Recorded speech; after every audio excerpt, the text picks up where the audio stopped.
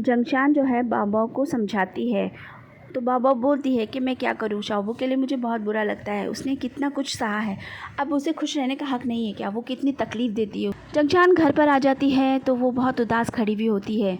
Chenyu उसके पास आता है तो वो बोलती है मैं उसके लिए बहुत ही उदास हूँ, उसके साथ ऐसा नहीं होना चाहिए था। जंगशान बोलती है कि अगर मुझे कुछ हो जाता है तो तुम क्या करोगे।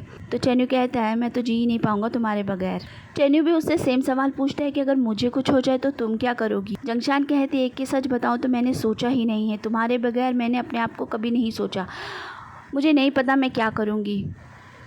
मैं कभी नहीं चाहती कि तुम मुझसे दूर हो, मैं चाहती हूँ तुम हमेशा मेरे साथ रहो।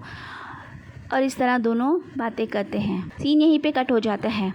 अगले सीन में दिखाते हैं कि चैन्यू जो होता है अपना पूरा चेकअप करवा लेता है और रिपोर्ट वगैरह मिल जाती है उसको, और डॉक्टर उसे बताते हैं कि वो बिल्कुल ठीक है। वो अपनी रिपोर्ट लेकर बाहर आ रहा होता है तो जिंजर उसके साथ होता है। जिंजर बहुत उछल रहा होता है, कह रहा होता है कि तुम बिल्कुल ठीक हो चैन्यू, मुझे बहुत खुशी हो रही है तुम्हारे लिए। और वो बहुत उछल रहा होता है तो चैन्यू बोलता है कि अरे ये तो हॉस्पिटल है, इतना तो मत उछलो। जिंजर बोलता है मैं इतना खुश हूँ कि मुझे यकीन नहीं हो रहा है, और वो कहता हुआ बाहर चला जाता है। चैन्यू जो है जंगशान को फ़ोन लगाता है और बोलता है कि तुम कैसी हो। तो वो कहती है मैं बिल्कुल ठीक हूँ। तो वो बोलता है कि क्या मेरे साथ घूमने चलोगी, और वो हाँ बोल देती है और दोनों घूमने के लिए कहीं बाहर चले जाते हैं। वहाँ दोनों बीच के पास बहुत ज़्यादा इंजॉय करते हैं, बहुत घूमते हैं, दोनों साथ होते हैं और खूब इंजॉय करते हैं, और एक साथ बहुत ही ज़्यादा इनके रोमांटिक सीन दिखाया जाता है। सीन यहीं पे कट हो जाता है। अगली दोनों वापस आते हैं तो जंगशान भी बहुत खुश लग रही होती है।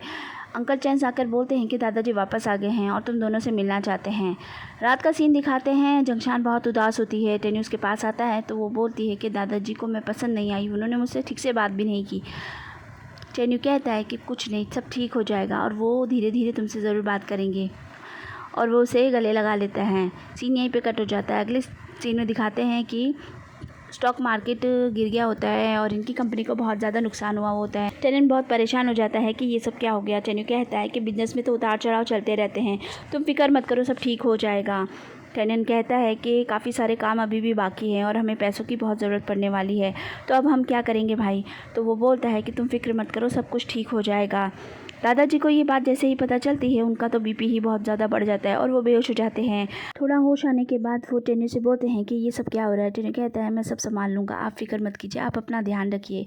वो बाहर जाता है तो अगले सीन में हमें अंकल सू दिखाए जाते हैं जो कि दादाजी से मिलने के लिए आए होते हैं। टेन्यू उनसे मिलता है तो वो कहते हैं कि बिजनेस में तो ये सब चलता रहता है, तो तुम फिक्र मत करना और मैं तुम्हारे साथ। जंगशान को पता चल जाता है कि कंपनी में कुछ प्रॉब्लम हो गई है जिससे उन्हें पैसों की बहुत ज़रूरत पड़ गई है।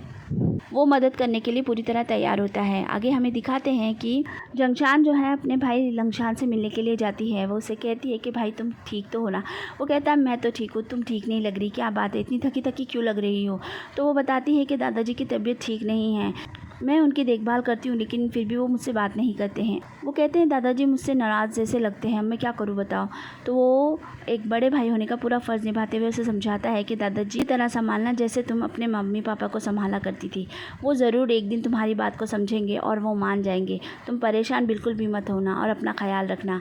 वो एक बड़े भाई का पूरा फ़र्ज़ निभाते हुए उसे अच्छी तरीके से समझाता है। वो उसकी बात को समझकर हाँ बोलती है। जंगशान जो होती है अपने क्लाइंट्स को मना कर देती है कि वो अभी काम नहीं कर पाएगी, तो उसे कुछ फ़ाइन वगैरह देना पड़ता है।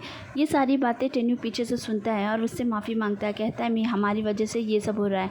तो वो बोलती है ऐसा कुछ नहीं है, ये फैमिली भी तो मेरी है ना, मैं इसका पूरा ध्यान रखूँगी और काम तो मैं बाद में भी कर सकती हूँ। टेन्यू ये सब सुनकर उससे गले लगा लेता है और कहता है तुम कमाल की हो।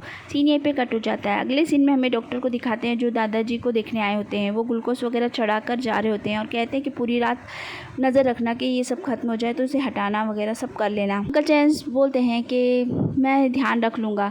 जंगशान कहती है कि आप सुबह से यहाँ पर हैं तो अब मैं ध्यान रख लूँगी, आप जाकर आराम कीजिए। और अंकल चैंस वहाँ से चले जाते हैं। जंगशान पूरी रात दादाजी की देखभाल करती है। सुबह टेन्यू उसके पास आता है और बोलता है कि तुम बहुत थक गई होगी, चलो आराम कर लो। तो जंगशान टेन्यू को जाने के लिए बोलती है और कहती है कि तुम जाओ काम पे, मैं देख लूँगी, दादाजी की देखभाल करना ज़्यादा ज़रूरी है। ये सुनकर टेन्यू खुश हो जाता है। सीन यहीं पे कट हो जाता है। अगले सीन में वो लोग बैंक में जाते हैं। दोनों भाई काफ़ी सारे कागजात लेके जाते हैं ज़मीनों के और उस पर लोन लेना चाहते हैं, लेकिन लोन वाला भी नाटक कर रहा होता है। टेन्यू उसे अपने तरीके से समझा देता है। टेन्यू देखकर हैरानी हो जाता है और बैंक वाला फ़ौरन उसकी बात को मान जाता है और अब वो लोग बाहर आते हैं। चैनन कहता है कि भाई आप नहीं होते तो मैं तो ये सब कर ही नहीं सकता था, आपने कैसे उसको मना लिया। चैन्यू बोलता है कि ये सब कुछ एक्सपीरियंस से आता है, आपको कोई स्कूल कोई कॉलेज नहीं सिखा सकता जितना आपको एक्सपीरियंस से सिखा सकती। एक अनपढ़ आदमी भी अगर एक्सपीरियंस रखता हो तो वो भी सब कुछ कर सकता है, उससे पढ़ाई लिखाई का कोई लेना देना नहीं होता है। तो चैनन बोलता है कि मैं आपकी तरह ही बनना चाहता हूँ। तो चैन्यू कहता है तभी तो मैं कहता हूँ कि तुम काम करो और एक्सपीरियंस लो, तुम्हें आगे जाके तुम भी ये सब कर पाओगे, समझे। आगे दादाजी को होश हो जाता है और वो अंकल चैन्स के साथ में होते हैं। अंकल चैन्स उनकी देखभाल कर रहे होते हैं तो वो दादाजी जो है अंकल चैन्स को शुक्रिया अदा करते हैं, लेकिन अंकल चैन्स बोलते हैं कि मैं नहीं बल्कि आपकी बहू ने आपकी सेवा की है रात भर। ये सुनकर दादाजी को भी जंगशान पे अब भरोसा होने लग गया होता है, वो उसे अच्छी तरह से बात करते हैं। ये देखकर वो भी बहुत खुश हो जाती है। अगले सीन में चैन्यू को दिखाया जाता है जो लंगशान से मिलने के लिए जाता है और उसे शुक्रिया अदा करता है। दोनों काफ़ी खुशी खुशी बात कर रहे होते हैं। लंगशान जो होता है वो काफ़ी सारे शेयर्स उसको देता है और बोलता है कि ये सब आप ले लो, ये आपकी काफ़ी मदद करेगा। वो बोलता है कि ऐसा क्यों कर रहे हो, तो बोलता है कि बस मैं ये देना चाहता हूँ, आप ले लो। चैन्यू कहता है कि काफ़ी दिन से तुम घर पर नहीं आए तो ज़रूर मिलने आना। वो बोलता है कि हाँ आऊँगा। सीन यहीं पे कट हो जाता है। अगले सीन में दिखाते हैं कि चैन्यू को फ़ोन आता है कि नैना अब इस दुनिया में नहीं रही। ये सुनकर वो बेचारा बहुत चौंक जाता है। दोनों वहाँ पर पहुँचते हैं, उनका जो सामान होता है वो उन दोनों को दिया जाता है। वो दोनों उसे उस सामान के साथ में एक लेटर भी होता है। वो दोनों बैठकर उस लेटर को चैन्यू खोलता है और उसके अंदर इन दोनों के बारे में ही लिखा हुआ होता है। दोनों बहुत ही ज़्यादा रो रहे होते हैं और नैना को याद कर रहे होते हैं।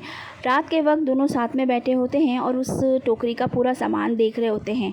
चैन्यू बताता है कि ये मेरी छोटी छोटी बातें हैं जो सब उन्होंने अब तक संभाल कर रखी हुई हैं, और ये भी बताता है कि बचपन में उसके मम्मी पापा तो हमेशा दूर रहा करते थे, वही थी जिन्होंने उसको संभाला था और बहुत सारा प्यार दिया था।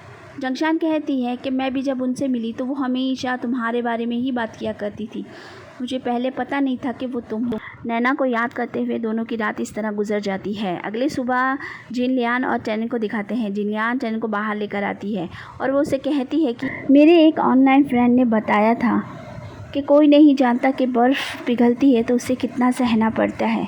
चैनन कहता है कि तुमने कहा था कि तुम भी एक बड़ा बर्फीला पहाड़ देखना चाहती हो। ये सुनने के बाद जिनयान बोलती है कि तुम्हें कैसे पता। तो वो बोलता है कि चलो मैं तुम्हें एक जगह ले जाना चाहता हूँ, और वो उसी जगह ले जाता है जहाँ उसने उसे बहुत ज़्यादा इंतज़ार करवाया होता है। वो वहाँ पर उस जगह को देखकर वो कहती है कि तुम्हें पहले से ही पता था ना कि मैं जिनयान हूँ। चैनन कहता है मैं हमेशा तुम पर नज़र रखता था, इसीलिए तुमसे बात करने का और कोई ज़रिया नहीं मिला तो मैंने तुमसे ऑनलाइन फ्रेंडशिप कर ली थी। ये सुनकर वो बहुत ही ज़्यादा खुश हो जाती है कि चैनन भी छुपा सकता है कुछ। सीन यहीं पे कट हो जाता है। तो फ्रेंड्स ये एपिसोड होता है यहीं पे ख़त्म। मिलती हूँ नेक्स्ट वीडियो में, अपना ख्याल रखिए। Thank you for watching, bye bye.